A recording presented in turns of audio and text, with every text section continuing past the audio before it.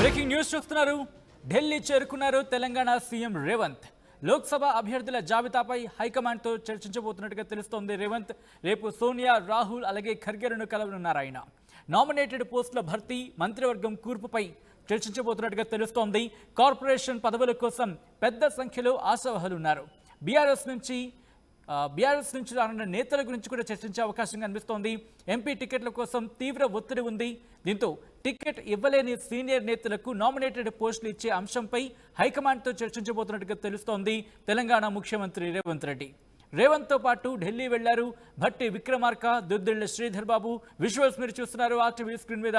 మరి కాసేపట్లో అంటే రేపు ఉదయం ఇటు మల్లికార్జున ఖర్గే, సోనియా గాంధీ అలాగే రాహుల్ గాంధీతో తెలంగాణ ముఖ్యమంత్రి రేవంత్ రెడ్డి, అలాగే ఉప ముఖ్యమంత్రి భట్టి విక్రమార్క, అలాగే శ్రీధర్ బాబు కూడా రేపు అధిష్టానంతో చర్చించబోతున్నట్టుగా తెలుస్తోంది.